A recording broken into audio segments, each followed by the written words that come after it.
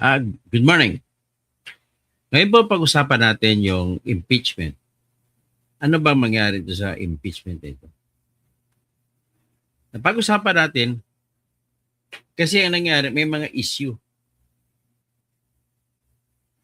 So, ang normal na walang issue na pagsampa ng impeachment ay yung pagpunta ni doon sa Secretary General's Office ng House of Representatives.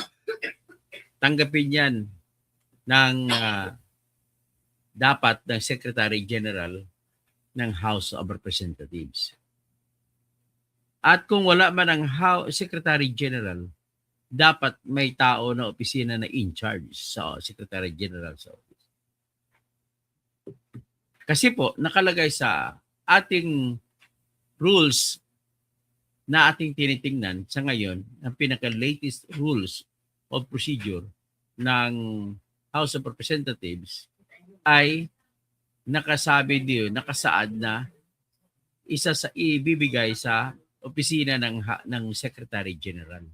Hindi naman po sinasabi na sa Secretary General mismo. So para maniwala kayo, ay ipapakita ko sa inyo mamaya. Pero ang pinakawalang problema, kung pupunta mo ron, magsampa ka ng kaso, dapat may kasama ka ng congressman na mag-endorso. At kung pag in-endorso na ng congressman, ay manumpa ka lang sa harap ng officer ng House Secretary General, ay tanggap na. Dito sa nangyari sa impeachment complaint na sinampa laban kay BBM ay nagkaroon ng issue. Kung ako tanungin mo, sinadya ko ito, yung issue na ito, sinadya na ginawa nila. At ang pakay ay para magpatayin ang impeachment. Patayin ang impeachment sa oras pa lang, sa pagsampa pa lang. Kasi kung walang pagsumpa sa harap ng Secretary General, ay hindi ma-verify ng House Secretary General kung tama ba mga perma ng nagreklamo, perma ng senador, ng congressman na nag-endorso. So in this case, ang nangyari, nagsampa kahapon po ang dalawang grupo. Ang isang grupo nagsampa yung tinatawag na Makabayan Block. Yung Makabayan Block, yan po yung kung tawagin mo ay titingnan mo mga makakaliwa na utak ng mga congressmen. Yung makakomunista. So, yung pangalawang grupo ay yung grupo nila ni Chavit Singson. Kasama si Attorney Harold Respicio na Vice Mayor ng Reina Mercedes sa Isabela. Kasama rin si Attorney Virgilio Garcia na dating General ng Philippine National Police. Andun din si dating Armed Forces of the Philippines na Chief of Staff na si Hermogenes Esperon. Nandun din si dating congressman at dating secretary din na si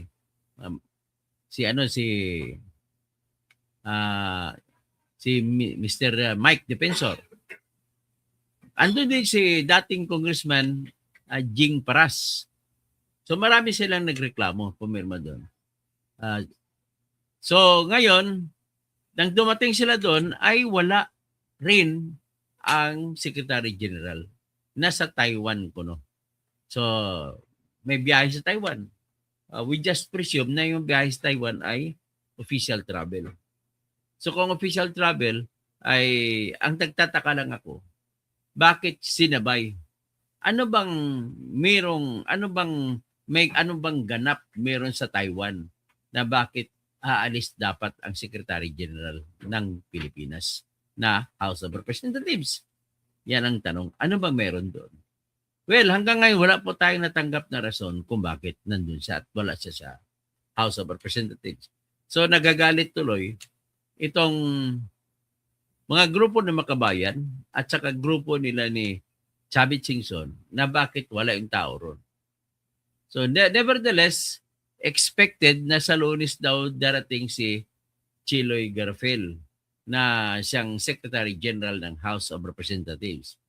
So ang problema ko lang, Pagkahapon kasi, 26 na yan na petsa, ay magkakaroon na ng session ang House of Representatives. So kung magkaroon ng session, ay ang titingnan ngayon dyan,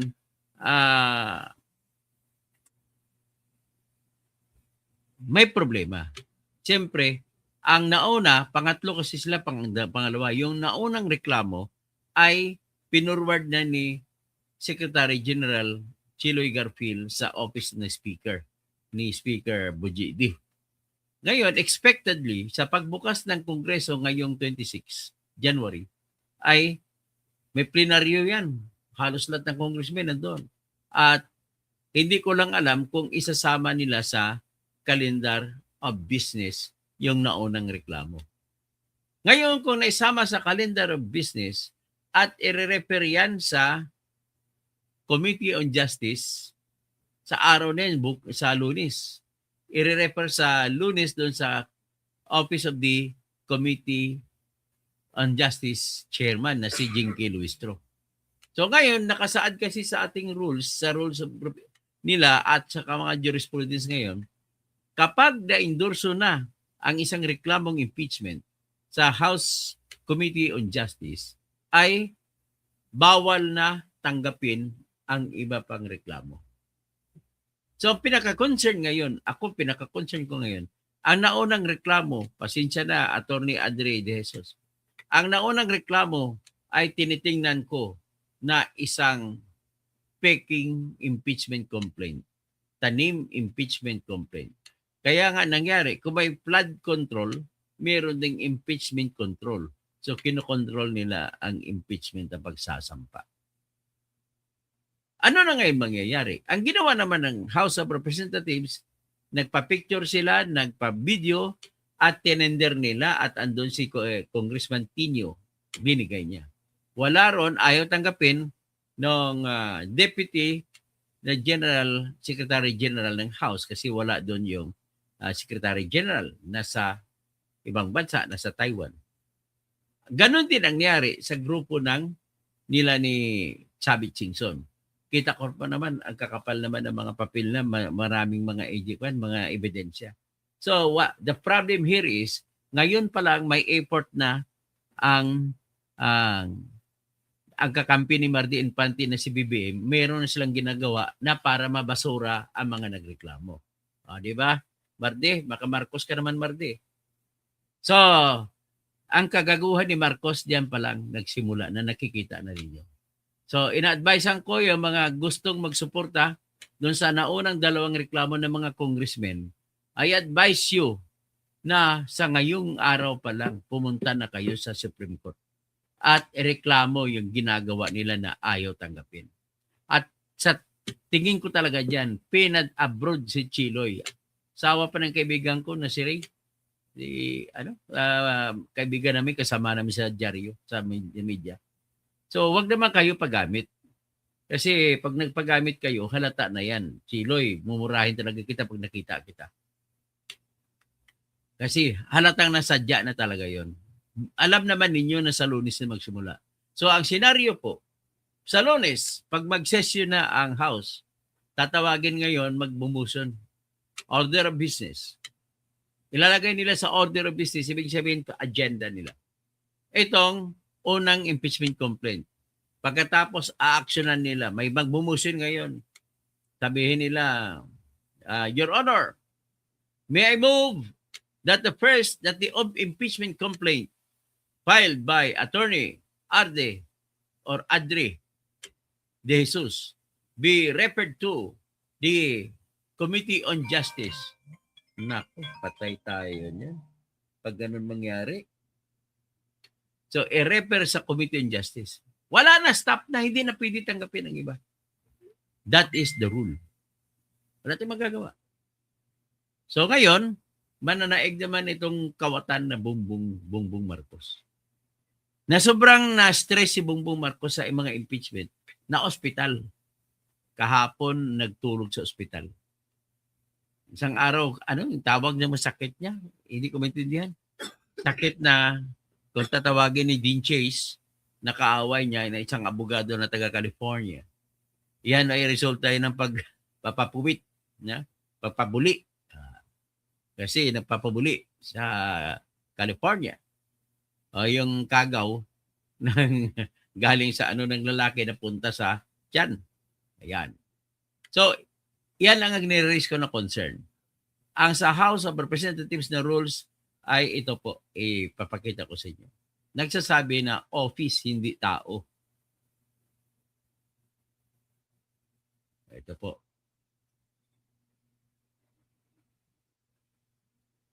Ito yung rules of House of Representatives.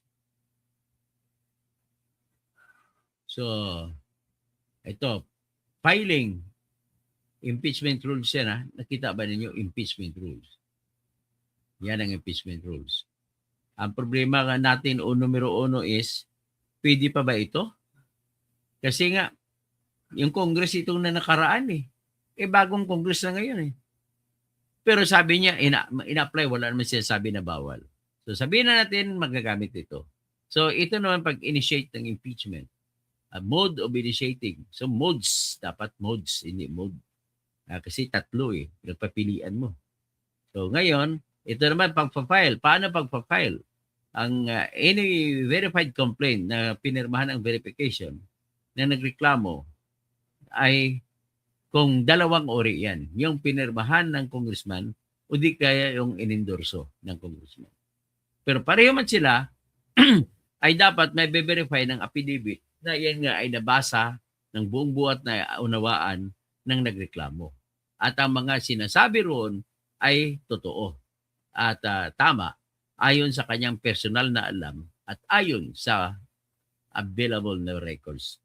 So ang reklamong impeachment na dapat verifikado ay dapat nagka-contain ng salita na information and belief o na naglalaman ng salita na information and belief or pananalis information and belief ay hindi pwede matatanggap.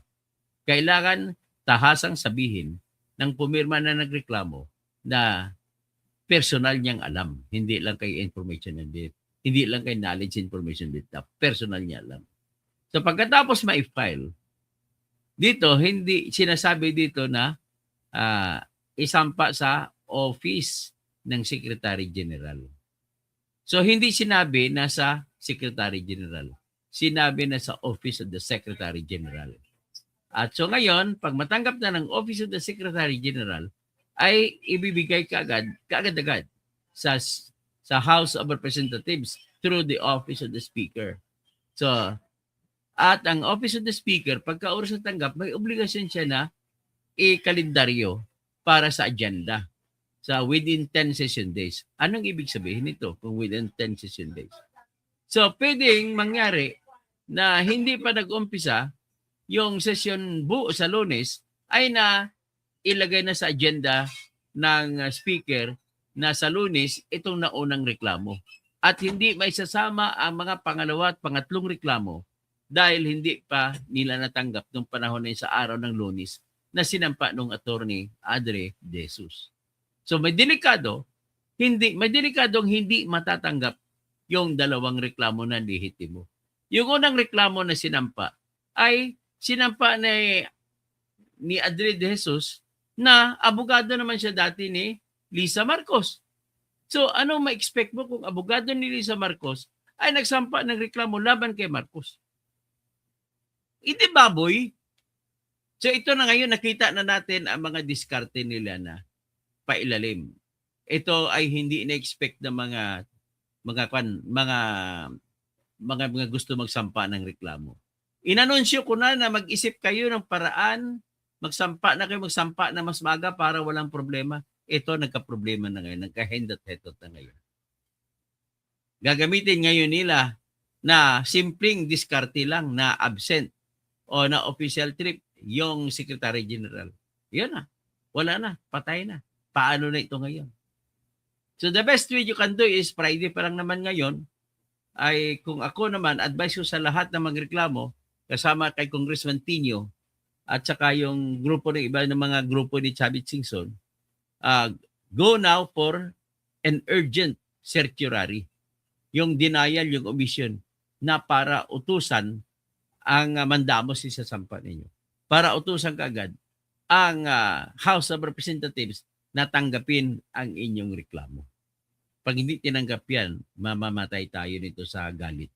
At i-consideray ng members ng House of Representatives na mga majority pa naman dyan ay kakampi ni BBM. So, hindi natin sila mapipilit. Tatayuan talaga nila yan. Pero, of course, kung manggagago sila ngayon, kinakakaasa naman tayo na hindi na sila iboboto sa 2028. Wala nang kakampi sa kanila. Pero sa ngayon, dapat sana ang pinakadesente na pamamaraan. Kung ikaw ay fair sa pangyayari, ay dapat hindi mo pinaalis si ayong Secretary General. Kaya obligado ngayon itong House of Representatives na mag-appoint ngayon ng acting Secretary General in the absence of the Secretary General. At yun na magpapasumpa.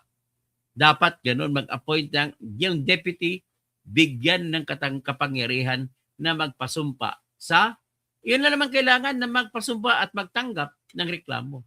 Yan, tatanggap pa lang, hinaharangan na ninyo. Grabe kayo. Matindi kayo. So, galit na galit yung grupo ng Makabayan at grupo ng nila ni, grupo nila ni Chubby Chingson. So ito na ay ipakita natin ngayon ng yung salita ng kasama ni Chubby Chingson na si Attorney Harold Hospicio. Si Attorney Harold na kasalukuyang Vice Mayor ng bayan ng Reyna Mercedes sa Isabela. Pakinggan natin si Harold, Attorney Harold Hospicio.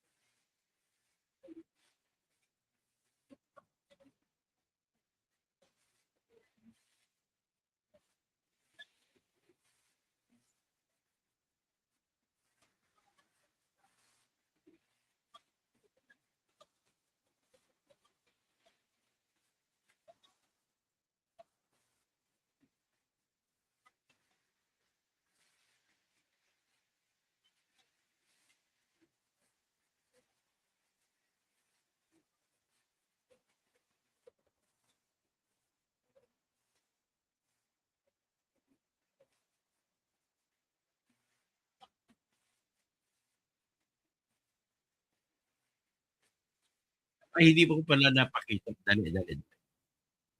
Dali. Ulitin ko. Ulitin ko, akala ko na isalang ko na. Nakinig tuloy kayo sa wala. Pasensya na. Ito po. Naharang. Ito ulitin ko yung sinasabi ni Attorney Harold Hospicio.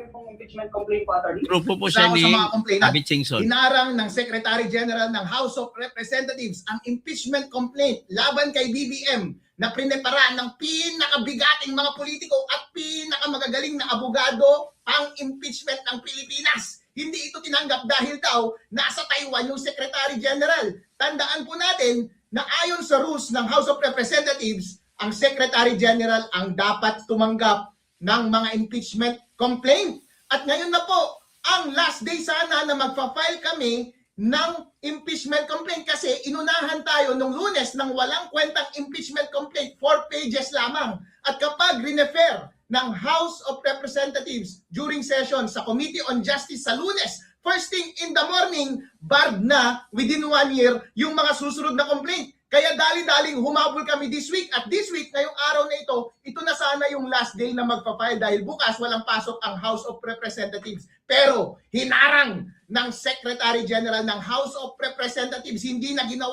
ginawa ang kanyang trabaho. Ministerial duty yan, hindi yan discretionary. At kung wala ka sa Pilipinas, meron ka dapat tagasalo ng trabaho. At true enough, meron yung deputy niya doon sa opisina, pero sabi niya, wala daw siyang authority tumanggap. Sir, ang authority mo na tumanggap ay nasa batas. Kapag wala yung Secretary General, ikaw dapat ang tumanggap. Noong mga nakaraang mga complaint ng impeachment laban sa iba't ibang mga opisyal, tumatanggap po ang Office ng Secretary General ng mga impeachment complaint.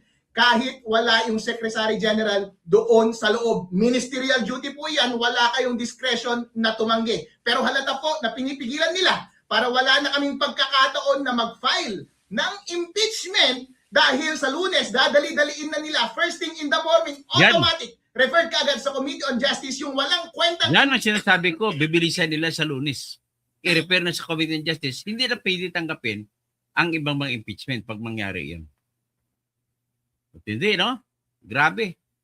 Simpleng taktika. Pero hindi pa na-anticipate nito mga nagreklamo. Impeachment na ifinal nung Monday, 4 pages lamang, walang kalaman-laman at i-dismiss ka agad yun. Once ginawa nila yun, hindi na makapag-file within 1 year ang mga susunod na impeachment laban kay BBM. At yung bagay na yan ay ginawa rin nila sa Makabayan Group. Ngayong umaga na ito, hindi rin tinanggap. Buti na lamang nung kami ang nag-file, naka-live yung video at ang dami, libo-libo mga Pilipino ang nanonood. BBM, tanggapin mo ang impeachment complaint namin. Nag-tender kami ng filing, ibig sabihin, technically, legally, nag-file kami pero ayaw tanggapin. Since ayaw tanggapin, hindi rin kami makapag-iwan ng kopya. Pero sapat na po iyan, ayon sa batas, para makomplete yung filing. Mananagot na lamang si SecGen at yung kanyang deputy sa Supreme Court. At alam namin, nagtitiwala kami na darating ang panahon pa rin, napakaikling panahon na lamang, mapapanagot din natin itong mga taong ito at higit sa lahat, yung ulo ng napakalawak na korupsyon sa Pilipinas na si BBM. Eh kung mag-iiwan kami ng kopya, baka itapon lamang, ayaw nga hawakan yung papel namin eh. Nag-tender kami. Legally, okay na yung tender. Halimbawa, kapag nagkautang ako sa'yo, kapag nag-tender ako ng pera, pero ayaw mong tanggapin, that is as good as payment. Ganon din sa pag-file. Kapag nag-tender kami, pero ayaw tanggapin, alam naman mag-iwan kami. Baka kami pa ang sisihin dahil nag-iiwan kami ng basura sa opisina nila. Ito ay naka-anchor sa malawakang korupsyon sa ating bansa na pinamumunuan ni Presidente Bongbong Marcos.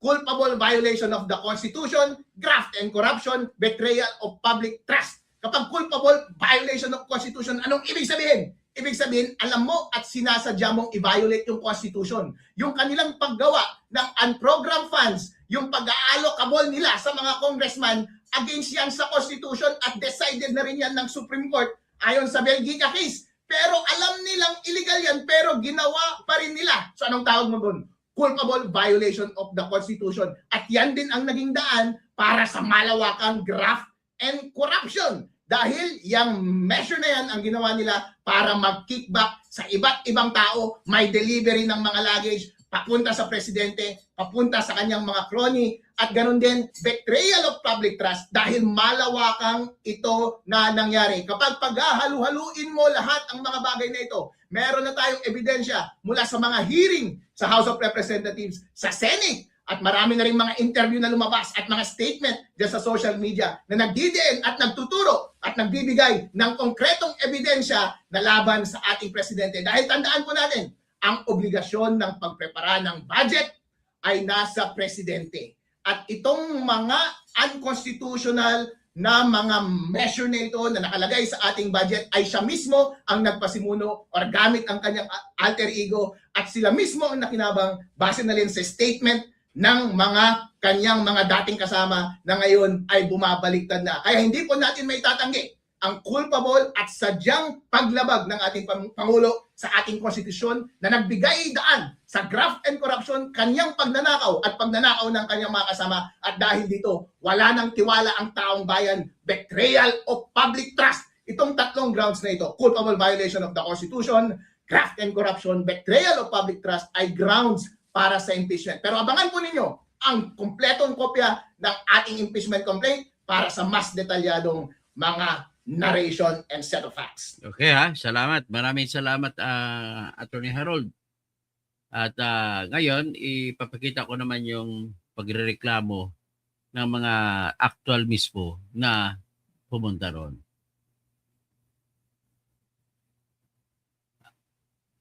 Yung pumunta ron sila ni Chubby Chingson, ito po yung kanilang reklamo. Kasama niya si Mike Defensor.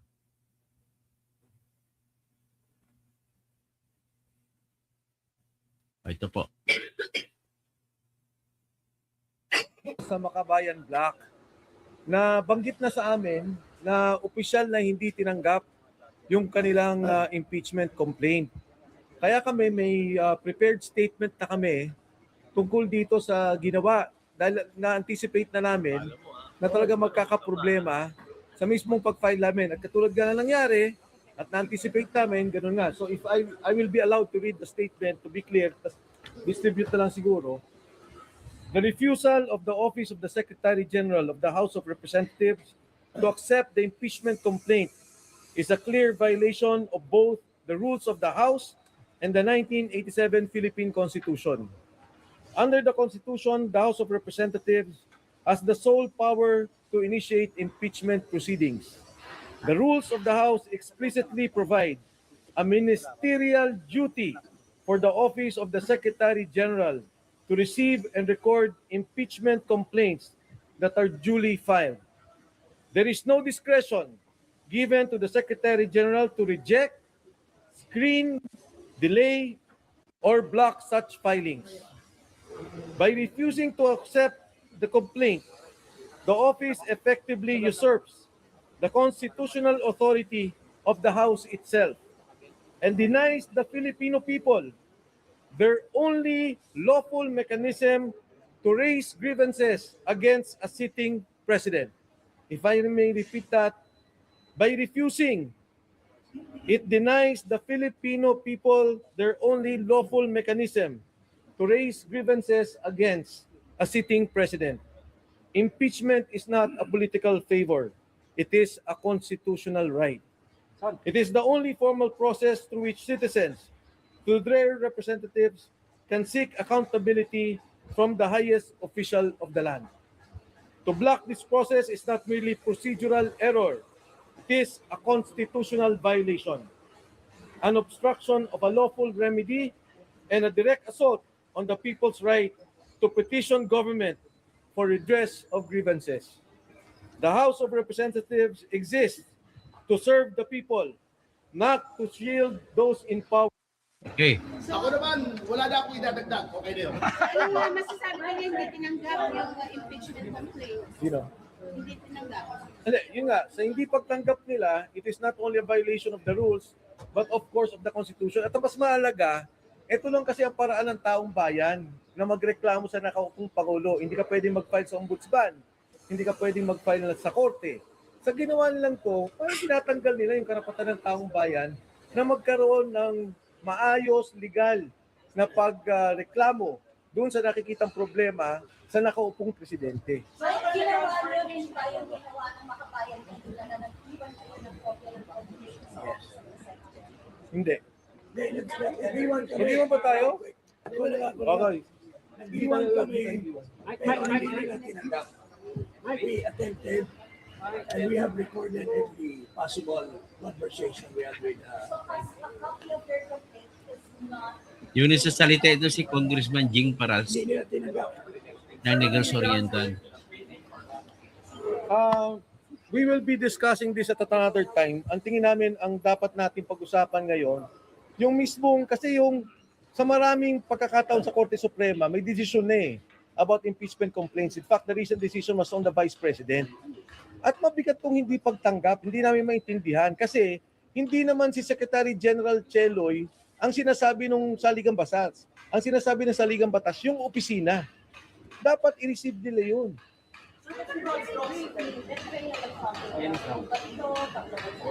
Yes, lahat. Marami. Pero let's concentrate sa hindi Our, wait. Our,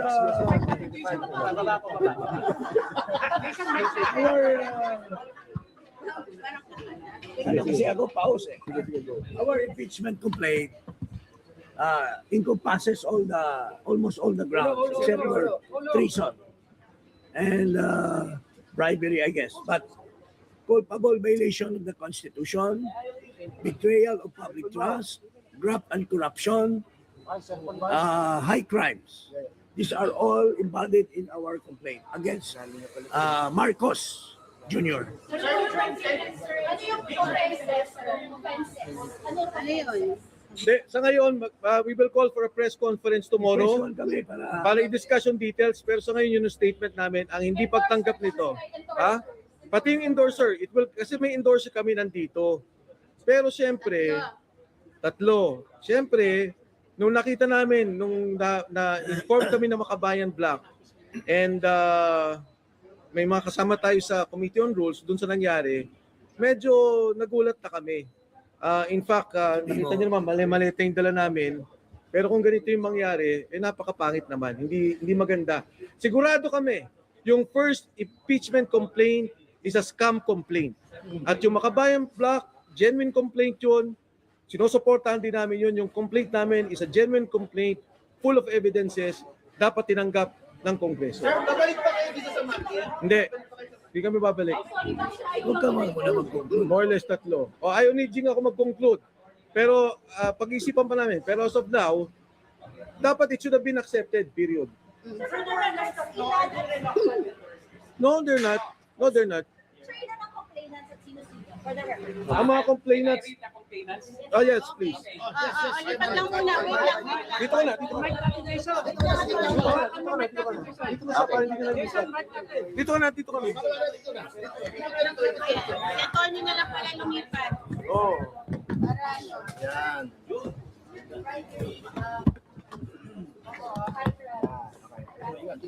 The complainants in this case entitled in the matter of the impeachment of Ferdinand R. Marcos Jr., President of the Republic of the Philippines, Manuelito de los Reyes Luna, yours truly, Jacinto B. Paras, Ferdinand S. Topacio, Michael T. Defensor, Harold Respicio, Mary Catherine Diaz Binag, and Virgilio R. Garcia. David Simpson. What is? We are not supporters of the president.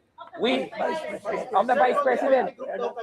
We are not supporters of the president, but we respect the office of the vice president because he's the elected official of the land, second highest official of the land. We are citizens of the Philippines, and we are exercising our constitutional duty to file this impeachment to question the betrayal of public trust, culpable violation of the Constitution, and graft and corruption and other high crimes of the incumbent President of the Republic of the Philippines, President Ferdinand R. Marcos Jr. Pero is it right to say na kayo po ay pro-Duterte group na nag-file? Irrelevant yan eh. No. This is not ano. It's not. We are for justice. Saan ka? Pro-Philippines? Pro-people? I just Yeah, like that's Can we why just have-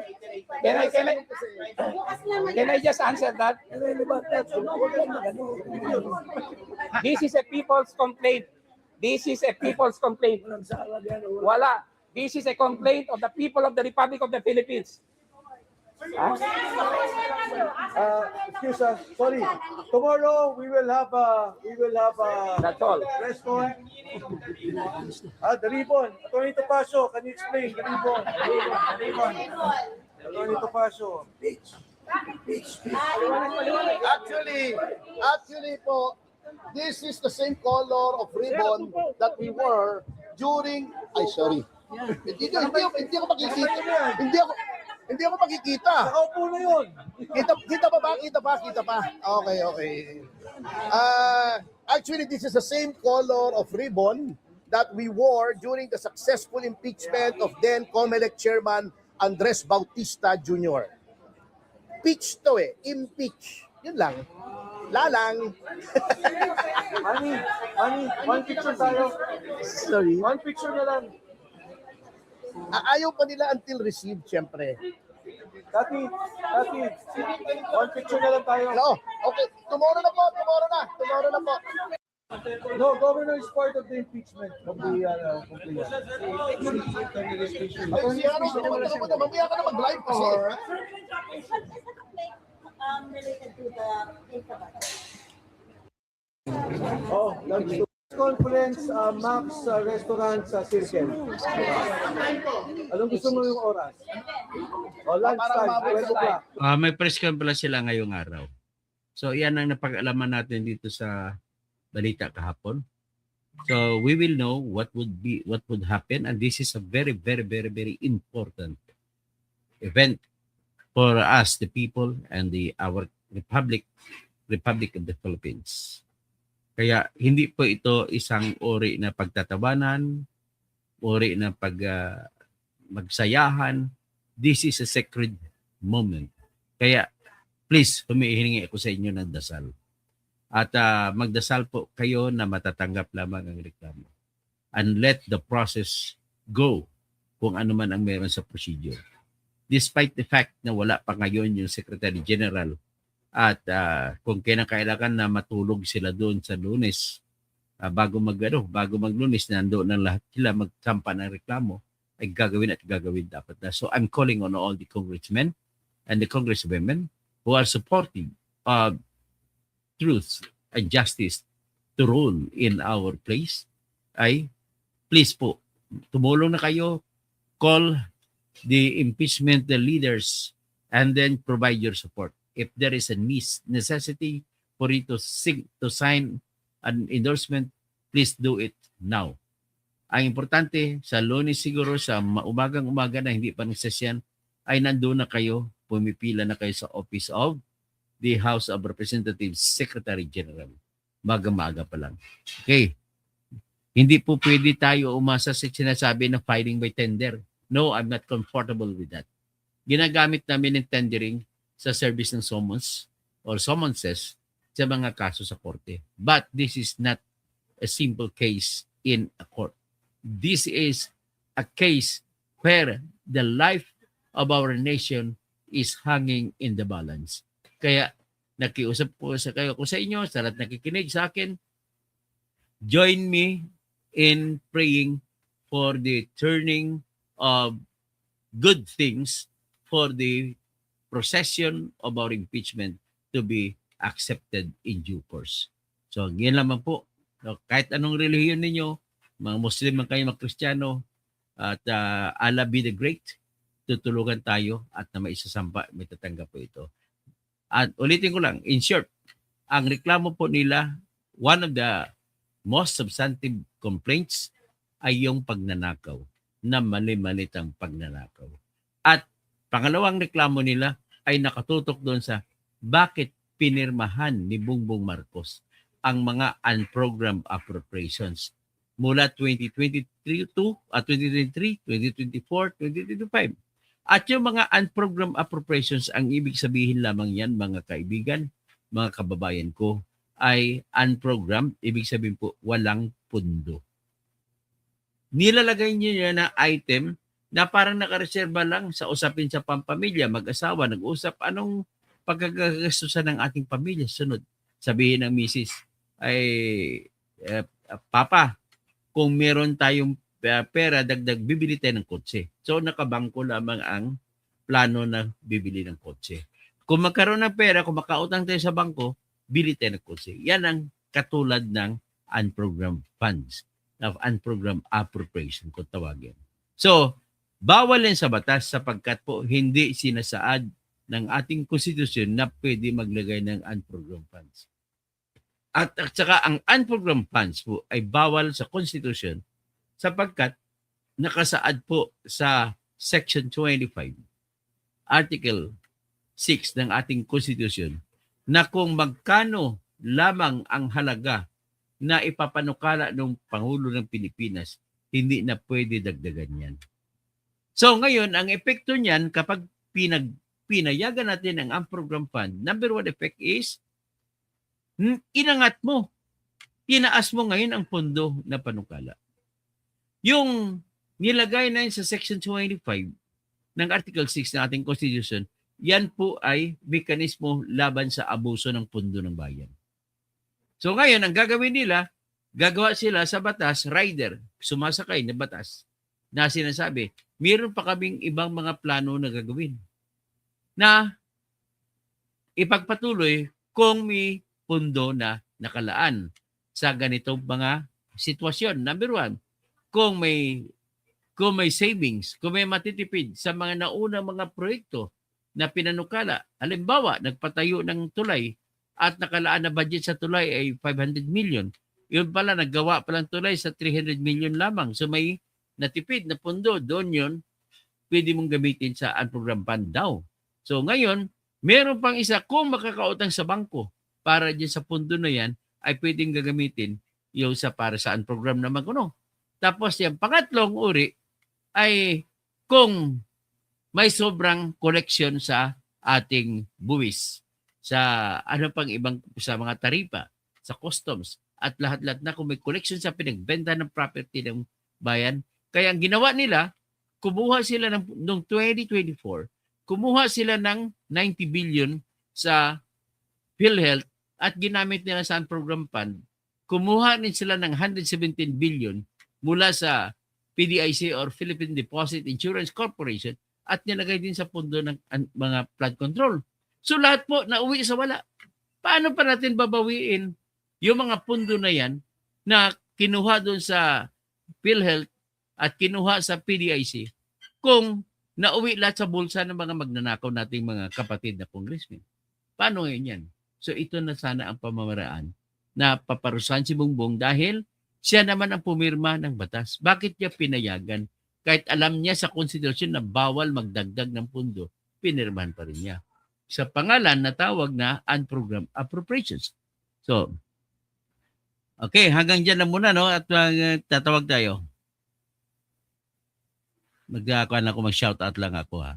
Si Helen Bagyo, si Riza Remonde, tapos si taga Calapan pala siya, watching from Calapan City, Oriental Mindoro. O gikan di, maayong buntag nimo. Oy, ang akong apo.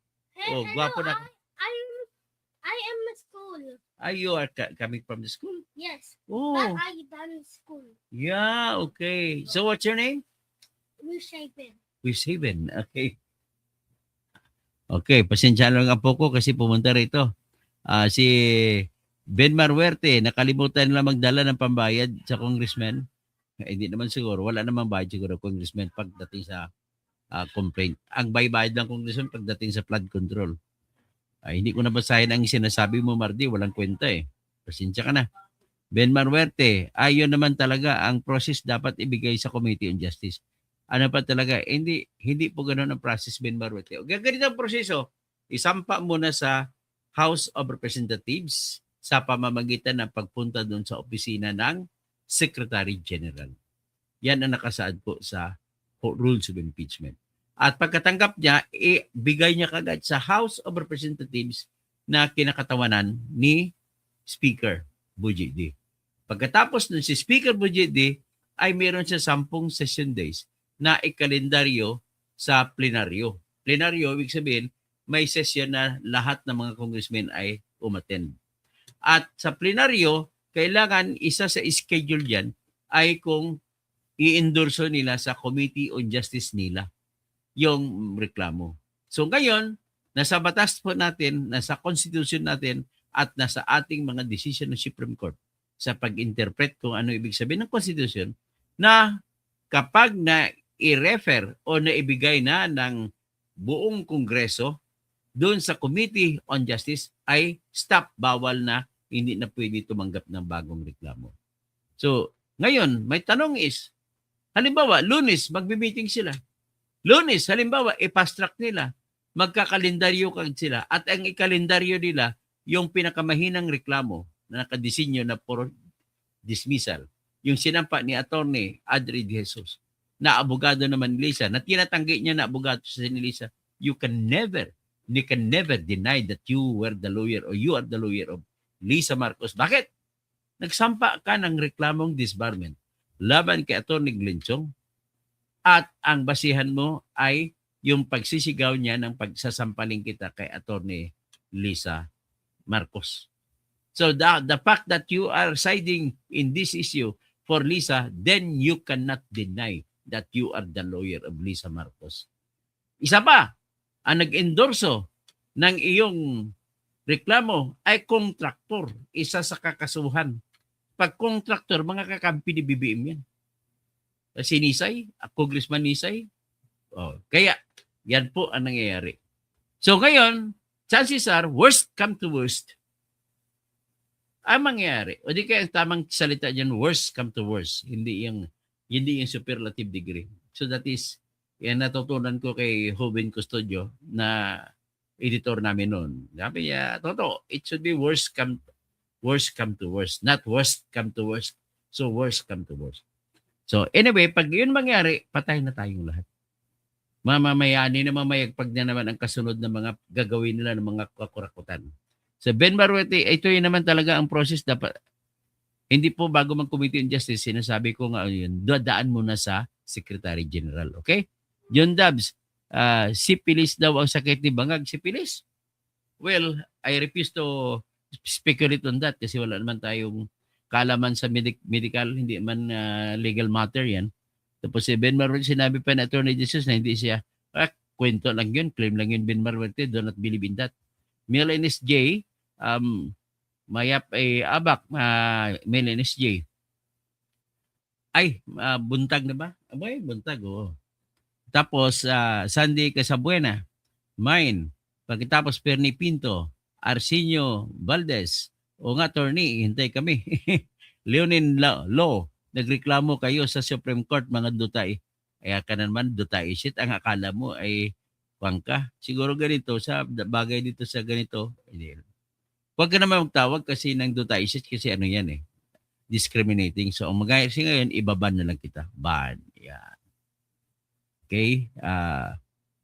Putak ko ng putak. Ito naman, ibaban ko ito. Si Ototo. Wali naman totoong pangalan mo kay ibaban na kita. Ban. Hindi ka nakikita ngayon.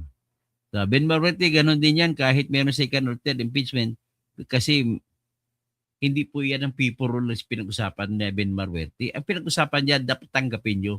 Regardless yan kung mahina o hindi. Tatanggapin dapat. Wala silang kapangyarihan na tumanggi. So Robert Tilusya, dapat yung obvious na nakaw at di mapaliwanag yung yun, idol.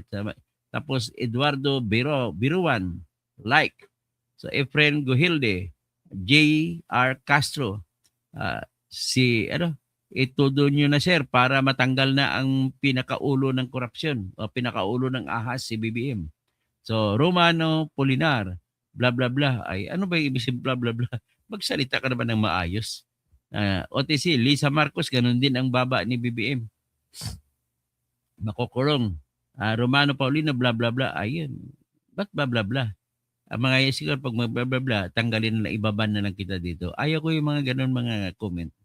Mag-comment kayo kahit kontra sa akin, okay lang yan. O si Roberto Piñaranda, umuwi na kayo, walang kwenta yung mga DDS, ayaw nga naman. Nag-discriminate ka na. Bakit matalino ka ba? Ikaw ba hindi ka shit? Roberto shit? O, ngayon, mas maganda ito para wala tayong away, hindi ako ma-high blood, tanggalin na kita. Okay? Ayun. Roberto Garcia, si BBM payag ma-impeach pero si Sara hindi, lagi may kontra kasi may ground naman pag kontra, nakapending pa yung Supreme Court. Ano ka ba, Roberto Garcia? Ikaw ba'y matalino, nag-iisip? Kapag ang kaso mo pending pa, hindi pwede magsampa ulit. Ang tawag ng mga abogado dyan, litis pendensya. Okay? Ibasura mo na sa Supreme Court o ano decision sa Supreme Court, saka na pwedeng gumalaw. Okay? Baka BBM ka lang eh. Ayusin mo naman yung ano mo. Leonidas, wala na talaga magagawang matino ang Congress. Pagtapos kay BP Sara, kay BBM naman, isang taon na naman na walang gagawin ang mga hayop kundi puro ganyan. Edward Tuazon, may mag-antay na lang kayo matapos termino ni BBM. Matagal pa yun, 2 years may pa. So Emmanuel, yung 1 year lang na nakawan, yari na tayo di ba? Emmanuel Macolipis, complaint nyo lang. Anong complaint nyo lang? Hindi maintindihan. Ellen Estolano, dapat talaga palayasin na sa Malacanang ang pamilya magnanakaw. O talaga magnanakaw yan. Ay, ebidensya lang malimaletang pera na pinalabas ni Saldico. Apolinar Maylon Jr.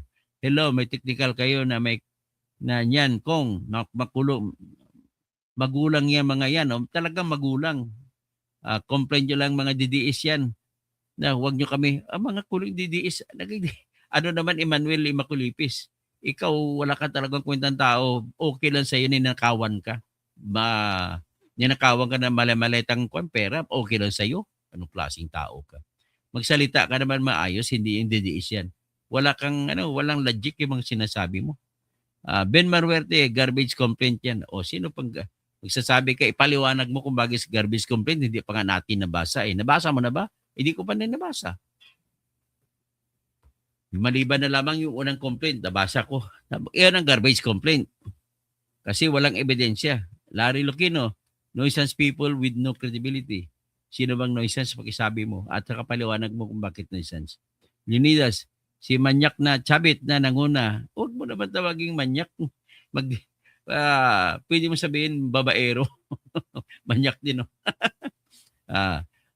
Tim John Bernas, wala na, nagugulo na lang ang mga kulang sa pansin. Bakit paano mo na kulang, nasabihin na kulang sa pansin? Mga masikat pa sa'yo yan walang logic yung sinasabi mo na kulang sa pansin Jane Incarques, tama lang yon na ma-impeach si BBM. Robert Macsalis, filing by tender. Yan ang problema, yung tender nasa korte lang yan nangyayari, pero dito hindi. Pero sa korte, binibigay mo kagaya Secretary General, doon naman sa korte, sa Clerk of Court. Hindi pwedeng tumanggi ang Clerk of Court. Dapat ganon ni Secretary General. Si Joel Vergara, wala daw endorser na represent. Meron. Sinabi ka, sasabi lang ni Michael Defensor, meron silang endorser Leonidas, Diyos ko, tapos kalahating taon lang, absuelto lang ulit yan, magsasayang na hindi. Bigyan mo yung proseso na gumulong. Roberto Garcia, sir, matutuloy ba impeachment ni Sara? Depende sa decision ng Supreme Court. Titingnan natin kasi ang utos sa Supreme Court, not earlier than February 6, pwede sila makasampa. So ngayon, depende sa decision sa Supreme Court, tingnan natin. Hindi pa na ipalabas ng Supreme Court ang decision sa motion for reconsideration nila. So Ellen Estolano, yes, kalooban ng ating Diyos Ama na ma-impeach na talaga si BBM. Tapos Leonidas, wala na naman gagawin ang House of Representatives at Senate niyan sa buong 2 taon. O nga, ganun nga mangyari pag may impeachment, walang nagagawang magandang batas. Arlene Anaclito, maliwanag na nakawi nila yung program funds. Si Leonidas, ano pa ba? Tradisyon na ng mga politiko yan sa Pilipinas. Kinull out na ni Madam Miriam Defensor Santiago yan nung impeachment trial kay Chief Justice Corona. Tapos John Heras, tama po. Mukhang maraming kaso ang admin ngayon sa Sara Duterte admin. Mas marami ang kay Sara Duterte. So Imelda said, Sweet Apo Doc. Sweet Caroline na lang kakantahin natin. Merna Villafria, maayong buntag sir. Maayong buntag sub. Galaxy, good afternoon po sir. Nakaabot din sa live nyo. Salamat po. Helen Baguio, dapat bang lang iban dito yung mga bastos o dapat? Arsenio Valdez, thank you attorney for mentioning me. Learned a lot from your lecture. Salamat po kasi alam mo bakit hindi kita gusto ko pangalan mo? May kaklase ako sa high school na si Arsenio Veloria. Ilocano rin yun.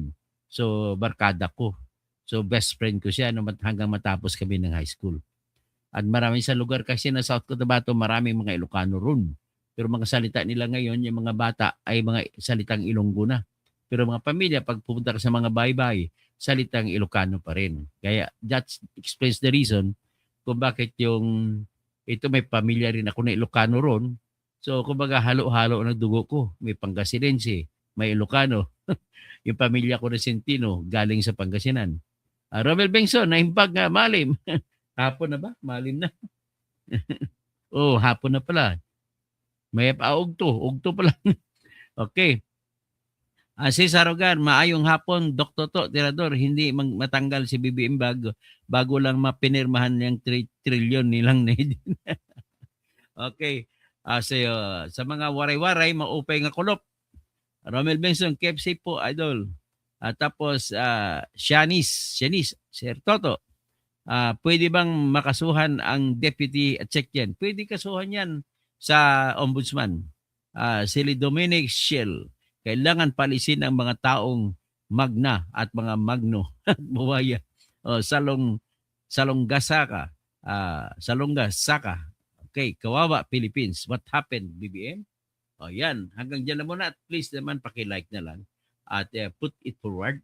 Ang mga hindi pa nakalike, nakasubscribe, mag-subscribe na po. At please endorse this vlog to your friends, to your relatives, so that we can group a bigger group of people who will be educated every day on the point of justice issues, and on the point of what is the law, and the law should be supported by us. Para naman, pag ang batas ay ina-apply ng patas, tayo mga maliliit na tao sa pera, maliit sa kung ano man sitwasyon, may panlaban tayo batas. Kaya dapat pag sinabi mo, irereklamo kita sa korte. Pagdating sa korte, dapat patas din ang pagtingin ng korte sa lahat ng mga tao. Okay? Magandang umaga. Magandang tanghali po.